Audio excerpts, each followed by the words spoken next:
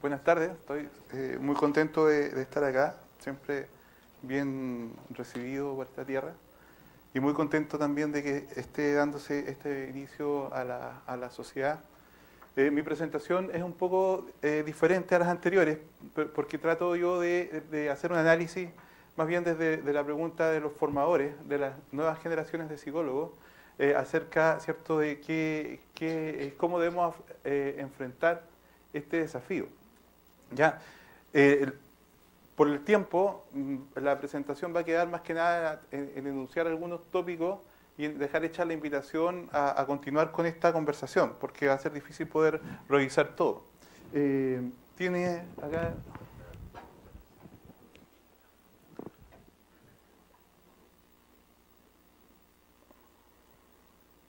Entonces, el propósito de esta mini conferencia será presentar un análisis sobre algunos problemas asociados a la formación en métodos cuantitativos de investigación. Y lo pretendo centrar en tres temas, digamos, que son el impacto negativo de diferentes factores al proceso de formación, mostrar cómo se han abordado algunos problemas, en mi caso particular en la Universidad de La Serena, y en reforzar después de esto la necesidad de hacer este análisis que yo les comentaba al inicio. ¿Qué factores impactan negativamente, a mi juicio, en la formación? Podemos separar esto en factores de contexto y factores intrínsecos a la naturaleza de los contenidos de la metodología de la investigación. Y en los factores de contexto hay una primera análisis acá en un artículo de Carlos Cornejo del año 2005 que habla de la existencia de dos culturas, que en el fondo es poner de manifiesto algo que todos de alguna manera hemos experimentado, y es que hay una corriente más de tipo hermenéutico, interpretativo de la psicología y una corriente de tipo más, digamos, de relación entre variables, ¿sí? O que busca, tiene una concepción de la ciencia en términos de relaciones entre variables, ya sea relaciones causales o el establecimiento de correlaciones. Ahora, esto no es neutro porque dentro de una misma carrera hay académicos que se adscriben a una u otra corriente. Y no es neutro porque, ya sea explícita o implícitamente, descalifican a uno u otro, ¿cierto?, generando una discusión o generando un debate en los mismos alumnos, digamos, los cuales sienten que tienen que tomar partido por una u otra perspectiva y no se ve como complementario o no se ve de alguna manera como colaborador. Y a veces nosotros somos un poco responsables de agudizar mucho más este debate, quemando las naves o quemando los puentes de los posibles diálogos que podrían existir entre estas distintas formas de concebir la psicología. Es un tema muy interesante, podría dar para mucha más conversación, pero lo voy a dejar hasta ahí. El otro tema, que yo creo que agudiza un poco este problema de las dos culturas, es que la ciencia psicológica en el contexto postmoderno empieza a sufrir embates un poco como lo que comentábamos recién. Por ejemplo, ¿es todo construcción social? ¿La ciencia puede probar finalmente algo como válido, como verdadero? Y si lo lograra probar finalmente, ¿para qué sirve? ¿Ya? Yo he escuchado muchos comentarios de colegas muy distinguidos, digamos, que cuando les cuento que yo trabajo en el desarrollo de un test para medir la habilidad de reconocimiento de emociones, me dicen, bueno, ¿y para qué? ¿Para qué sirve eso? Es como dicen, no, estás perdiendo tu tiempo, no sirve para nada. ¿Ya? Obviamente uno tiene que tener la capacidad de demostrar que sí sirve, pero lo que quiero dejar en claro es que esos argumentos están presentes y muchas veces se lanzan como juicios a los estudiantes, ¿cierto? Los estudiantes lo entienden casi como consigna, ¿ya?, que se suma a la desconfianza en el poder, a la ciencia también como una aliada al servicio del poder y la dominación, etcétera, que terminan siendo clichés que ponen o que de alguna manera generan una valoración negativa a priori, ¿ya?, o un dogma respecto a lo que uno pudiera enseñar. En un estudio que hicimos el año 2014 acerca del rol del psicólogo, también vimos que los egresados no persiguen la formación científica como parte de su rol, o por lo menos en términos generales, ¿cierto? Un porcentaje importante de egresados no conciben ni durante su formación ni después que la formación científica tenga mucho que ver con la calidad del ejercicio de la profesión que ellos van a desempeñar, cosa que me parece también muy delicado. Perdón. Ahora, recién se hablaba de el efecto que puede haber tenido la formación de las generaciones como la mía, ¿cierto? O generaciones anteriores incluso, que son con las que coexistimos, o con las que coexisten las generaciones más jóvenes, y es que muchas veces la enseñanza de la metodología se hizo por personas que no eran necesariamente metodólogos, o bien eran estadísticos, o bien eran sociólogos, y además eran personas que nunca investigaron. Entonces, es una investigación muy centrada en contenido que se aprende de memoria, que después se olvida y después no queda nada. O sea, no queda ni siquiera un gustito o no queda siquiera una valoración por.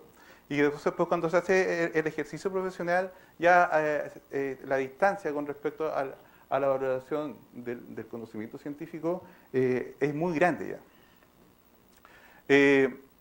Y un tema que me parece digno de análisis por sí solo, es que como cada vez son más los contenidos que debemos formar en psicología en general, ¿cierto?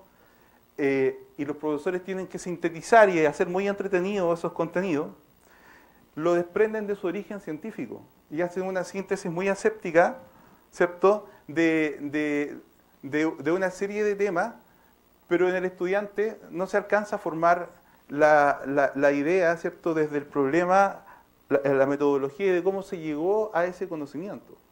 Entonces, en la mente del estudiante que se está formando, no tiene cómo distinguir si un conocimiento científico, o sea, no tiene cómo distinguir, perdón, la calidad de un conocimiento científico que es producto de un proceso muy largo y muy riguroso de cualquier conocimiento que puede ser adquirido por sentido común. ¿Ya? Entonces, desde el punto de vista externo, estos factores son con los que estamos coexistiendo y probablemente vamos a coexistir por mucho tiempo más, y yo creo que es muy relevante discutirlo, ¿ya? Por lo menos para tener una postura. Pero desde el punto de vista intrínseco a la propia naturaleza de la formación en metodología, también hay algunos problemas que son muy relevantes y que en las presentaciones previas a la mía yo creo que queda claro, ¿cierto?, la relevancia de esta discusión. ¿Qué y cuánto formar? Por ejemplo, ¿qué y cuánto formar en pregrado? ¿Qué y cuánto formar en posgrado? Los temas que se han tratado en las presentaciones previas son tratables en pregrado, o son tratables en curso de posgrado, en magíster o solo en doctorado. ¿Qué es lo que es esencial formar en un estudiante de pregrado, por ejemplo? Y cuando yo hablo de estrategia, a su vez, de qué y cuánto formar, ¿cómo formarlo? Si pensamos que tenemos que formar alguna suerte de habilidad para investigar, una valoración hacia la investigación, ¿cierto?, y conocimiento, la pregunta entonces es, ¿en qué tenemos que centrarnos nosotros? Por ejemplo, ¿cuán útil puede ser que producto de un proceso de formación los estudiantes tengan una alta valoración, aunque no necesariamente tengan un conocimiento muy acabado? ¿Ya? Porque a lo mejor no van a requerir, ¿cierto?, estar preparados con un andamiaje de conocimiento tan grande en el momento, pero cuando lo requieran pueden sí estar motivados para poder acceder. ¿Cómo relacionar sinérgicamente la formación en metodología con las demás asignaturas, por lo que yo decía recién? Si solamente ven parte de la formación científica o la responsabilidad de la formación científica se asigna a los ramos de metodología y no a un ramo de psicología clínica o a un ramo de psicología general, porque solo se ve una serie de temas así de manera descriptiva, también qué formación van a tener en términos de ir reforzando esta valoración científica, ¿no? ¿Y qué capacidad de diálogo tenemos quienes hacemos las asignaturas de esta área con los colegas que dictan las demás asignaturas? Y en la actualidad, por lo menos en mi carrera, pasa que muchos estudiantes de psicología han elegido la carrera ya no por una vocación muy profunda, sino que por descarte, ¿ya? Porque no tenía muy claro qué otra cosa estudiar. Y porque generalmente es la carrera que parece menos amenazante respecto o de las matemáticas o respecto de la biología o de algunas materias que les podían resultar más complejas. Entonces, al momento de abordar, y sobre todo si le presentamos estas asignaturas como muy matemáticas o muy complejas y analíticas, termina generándole bastante rechazo y les reforzamos el prejuicio inicial que tenían. Por lo mismo, hace algunos años estamos trabajando en una propuesta de formación en métodos cuantitativos de investigación que ha tratado de podar y dejar contenidos muy esenciales, ¿ya? Centrado en la elaboración de un trabajo de investigación que pretende relacionar solamente dos variables a nivel correlacional, ¿ya? Y que va redundando, o sea, es como que hacemos un pantallazo de toda la materia, que ahí voy a mostrarles un poquito desde ya las primeras clases, y después redundamos sobre lo mismo en la medida que ellos van avanzando en su trabajo, ¿ya? Y que tiene como objetivo básicamente desarrollar la habilidad y la valoración positiva, y que no está tan centrado en desarrollar un conocimiento teórico. Ya. Por otro lado, hemos logrado instalar el ciclo de formación a lo largo de toda la carrera, de manera que permanentemente, desde el primer año hasta el último año, tienen asignaturas de formación en metodología, ¿ya? Y todas con un carácter práctico. Lo que nos falta tal vez es todavía integrar un poco más con las otras asignaturas. En tercer año se hacen los métodos propiamente tales, por lo tanto ya con respecto al conocimiento previo ya han tenido asignaturas que los preparan para métodos de investigación. Pero como les decía, falta mayor integración con otras asignaturas. El modelo general que utilizo es bastante simple, es un modelo de 4 etapas. El primero está centrado en la formulación de una hipótesis, ¿ya? En el cual los estudiantes tienen que elegir dos variables y que tienen como condición que tengan instrumentos para medirlas previamente, va de partida, y luego el trabajo de ello es, desde el punto de vista teórico, encontrar la conexión que permita poder decir que efectivamente esas variables están relacionadas. Para poder hacer la hipótesis, fundamentan el problema con todos los elementos técnicos, ¿cierto?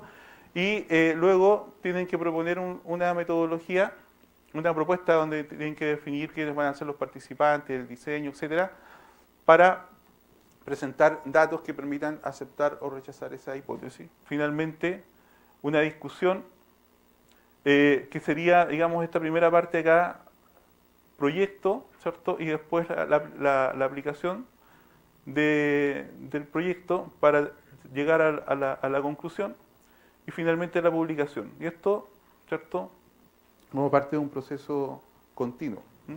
Y eso, en términos generales, de la propuesta que hemos ido logrando. Pero el último punto que quería señalar era la necesidad de una reflexión colectiva, porque yo creo que la unión hace la fuerza, y la unión también desde la humildad de que uno no puede pretender que está formando y que lo está haciendo espectacular, ¿cierto? Y que lo está haciendo súper bien. De hecho, la complejidad del debate actualmente, tanto en psicometría como en métodos de investigación, hace súper complejas las tomas de decisiones respecto a los contenidos que formar y a las estrategias para formar, ¿ya? Entonces, si bien hay algún acuerdo de incluir la competencia para investigar científicamente en las universidades en general, hay que consensuar esos contenidos mínimos. Yo creo que no tenemos claro. Yo creo que tampoco tenemos claro en términos de qué experiencias de formación han sido más exitosas y cuáles no, ¿ya? Y bajo qué contexto, bajo qué circunstancias han sido más exitosas o no tanto. Y eso, las razones por las que yo estoy en la red y por las que me entusiasma venir, es porque creo que se puede esta red constituir en una red de colaboración para reflexionar en esos temas, y para también, ¿por qué no? A propósito de las mismas experiencias, podemos formalizar algún manual o algún tipo de documento que nos permita, que nos facilite el trabajo de manera mucho más colaboradora. Eso sería. Le agradezco la paciencia. Muchas gracias.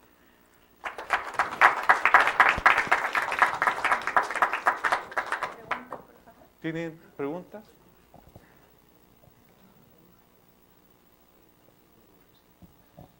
Me ha gustado mucho la exposición, porque yo siempre estoy muy preocupado por eso como profesor, ¿no?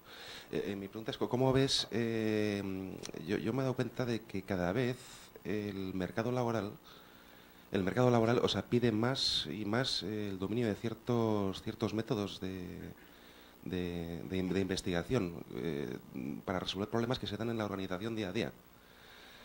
Por poner un ejemplo, yo cuando trabajaba en un hospital me pidieron un día que comparase los problemas de comportamiento de los pacientes de un año para otro para verificar si estaban reduciéndose en base a un programa nuevo. Eso es igual que investigar, exactamente igual. ¿Cómo se podría...? Porque yo te iba a hablar y está como muy orientado a la investigación académica.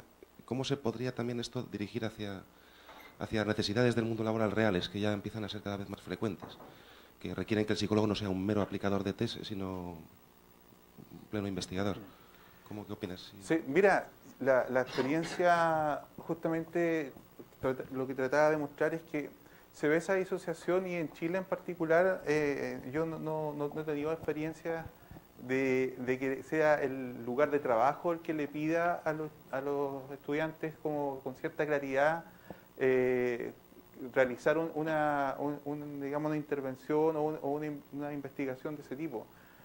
Más bien es al revés. Los estudiantes, sobre todo los estudiantes que han tenido la asignatura y que les ha gustado, han ofertado hacer una actividad de ese tipo y a la empresa le ha parecido interesante, digamos. Ha sido más bien un plus de los estudiantes que han sabido aprovechar estas herramientas para posicionarse en un mercado de trabajo y no la empresa la que lo ha condicionado o lo ha pedido.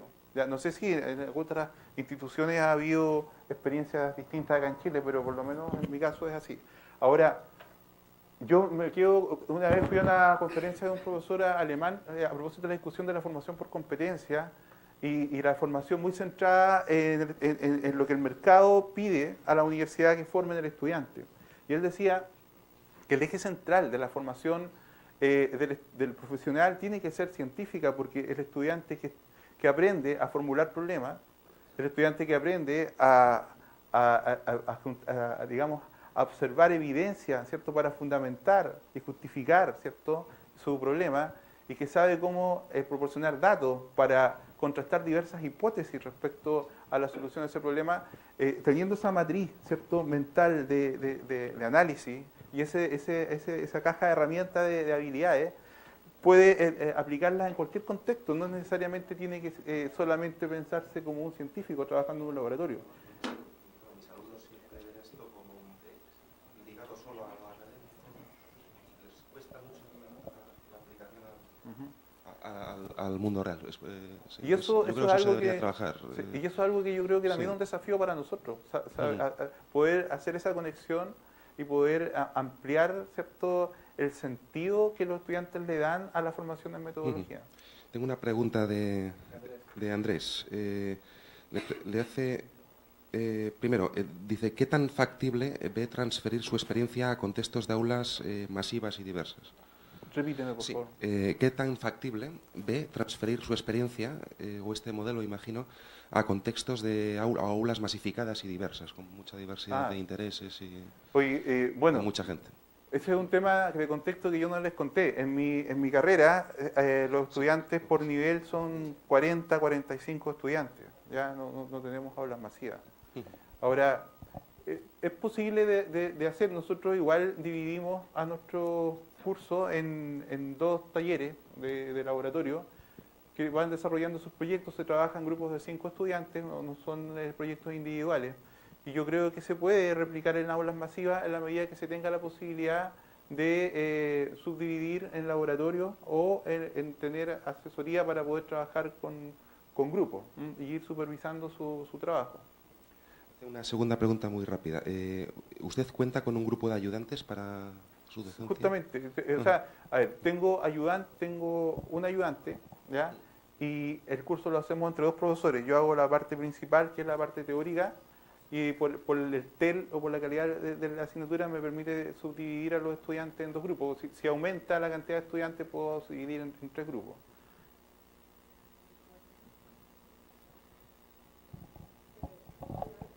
Preguntas de las ponencias anteriores. ¿Más preguntas sobre esta presentación en particular?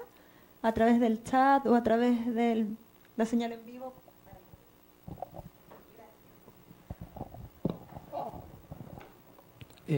Yo quería hacer una pregunta, más que nada hablando como alumno de esta universidad en específica.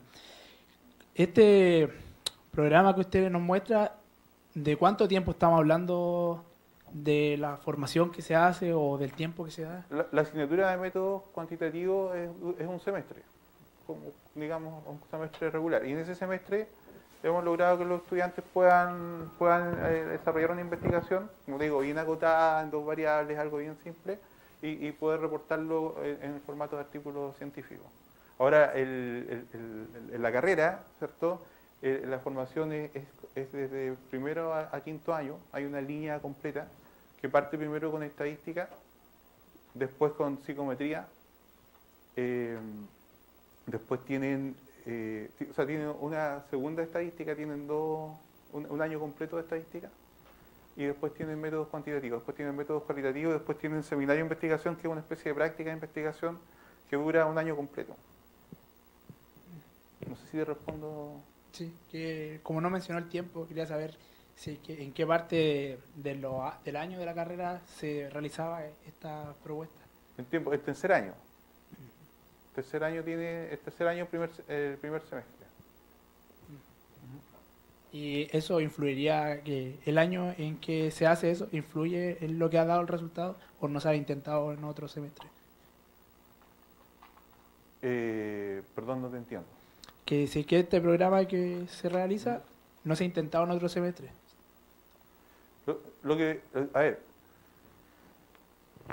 para contextualizarte un poco más, en el segundo año, ellos tienen, conmigo también, tienen un ramo que se llama Teoría y Construcción de Instrumentos, que es psicometría. Y ahí la estructura es la misma, tienen que construir una pequeña escala en grupo y también reportarlo en formato de paper. Previamente ellos tienen una asignatura que se llama redacción de texto científico, algo, no me acuerdo exactamente el nombre, donde ya han aprendido, ¿cierto?, las normas APA, cómo redactar, y también que tiene como resultado final, digamos, evaluable para el alumno un paper.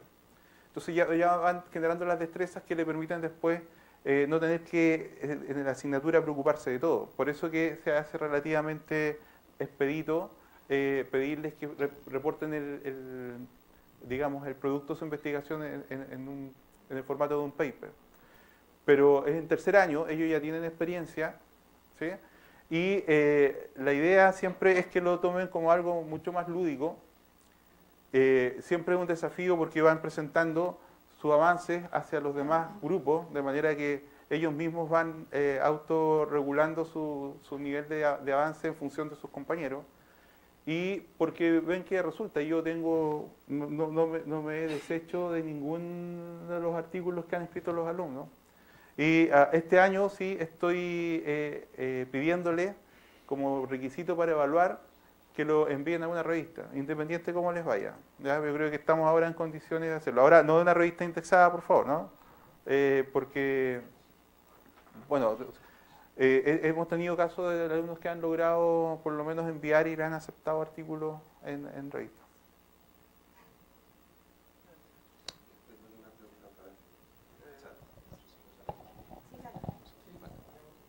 Okay. Pregunta Yerko, si cree usted que se podría aplicar este modelo didáctico a disciplinas que Yerko dice que no son científicas, como la arquitectura, no sé, o las artes. No lo sabría cómo responder. Mira, la lógica de esto es bastante simple. En el fondo es dar vuelta el tema de la cantidad de contenido. Una vasta cantidad de contenido, ¿cierto?, que probablemente le puedan servir a los estudiantes y poner el desafío de lograr un paper que cumpla con todos los requisitos, que puedan demostrar que es relevante, que se justifique, que la hipótesis tenga un sustento teórico, y que vayan profundizando, requiriendo, investigando, preguntándole al profesor en función de los contenidos que necesitan. Eso no significa, por ejemplo, que no veamos diseños, por ejemplo, y que no veamos diseños experimentales versus diseños correlacionales, pero no lo vemos en profundidad y no lo vemos con la intención de que el estudiante quede con ese conocimiento instalado, sino que por lo menos que después, si requiere en particular información más específica, que sepa a dónde recurrir y dónde consultarla para resolver un problema particular que tenga que resolver. Me están cayendo más preguntas, esto le interesa mucho a la gente. La última, de Benito Arias, ¿debería hacerse algo para modificar las actitudes, por ejemplo, negativas, hostiles, de los estudiantes hacia las materias de corte metodológico? Bueno, eso lo afirma. Pregunta si ha considerado usted esa necesidad De hecho, todo lo que estamos haciendo tiene que ver con modificar eso, ya con modificar la actitud. De hecho, yo me atrevería a decir que el objetivo principal que tengo como profe es modificar esa actitud, esa disposición del estudiante hacia el conocimiento científico, que sienta que es competente para buscar un paper, para poder leerlo, para poder entenderlo, y que eso le puede servir tanto, o sea, lo más probable es que del total de alumnos de la asignatura que van a dedicarse a la ciencia como actividad principal van a ser muy pocos. Y como te respondía recién, la mayoría de ellos van a trabajar después en distintos contextos, digamos, o escenarios, pero ahí la premisa es que el estudiante que es capaz de formular problemas y de informarse de manera actualizada en paper acerca del problema que ellos están formulando, va a tener una ventaja y va a poder ofrecer, ¿cierto?, intervención, y va a poder ofrecer soluciones mucho más actualizadas, con fundamento científico, y eso le va a dar un plus, o le va a dar de alguna manera, lo va a diferenciar de otros psicólogos.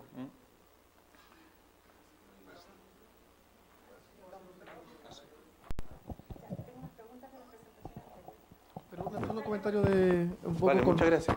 vinculado a la... no, Mauricio, todavía no te vayas.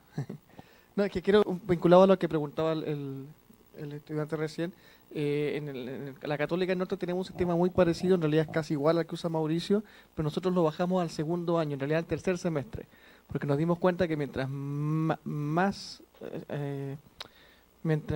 pronto sea la formación y que ellos tengan la mirada de que la psicología es profesión, pero también es ciencia, era mejor, porque cuando lo tomamos en tercer año, ya algunos ya todavía costaba más. Entonces, a medida que ha pasado el tiempo, íbamos bajando. Nuestra formación en metodología igual son 5 años, son muchos métodos quanti y quali en ambos, y diseño y fundamento de investigación, pero lo hemos intentado adelantar porque mientras más luego sean y siendo atractivos, o sea, intentando que ellos también tengan claridad de que la psicología, al ser ciencia, y ahí lo mezclamos con la ética, es un deber imperativo del psicólogo ejercer con actividades basadas en la evidencia y además investigar. Entonces, que yo soy súper claro en eso y soy más duro que Agustín. Le digo que para nosotros es muy vergonzoso que estudien 6 años una carrera y salgan interpretando mancha o poniendo o leyendo conchas o caracoles. Entonces, eso no podría ser.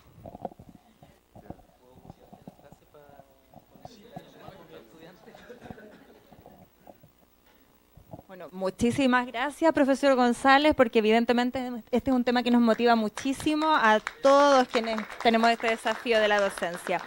Vamos a hacer un break de 15 minutos, pero antes, para ir cerrando este primer ciclo, un par de preguntas que nos llegaron un poquito tarde por el desfase que tenemos en Internet.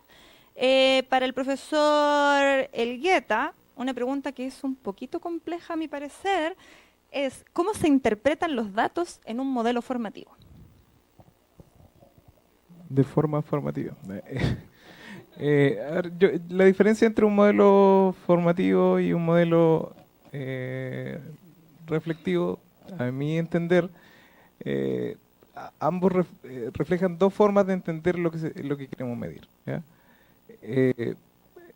La argumentación que presenté, según otros autores, en los modelos reflectivos, creemos que existe algo que causa la respuesta, que son las que las personas digan. En un modelo formativo, nosotros, algo construido socialmente. Yo creo que el mejor ejemplo es el nivel socioeconómico, ¿ya? Nadie cree que el nivel socioeconómico cause, bueno, quizás alguien lo cree, pero que el nivel socioeconómico exista como algo en la realidad natural de las cosas y que eso defina el nivel educacional de la persona a la cual le estás preguntando. No, es al revés.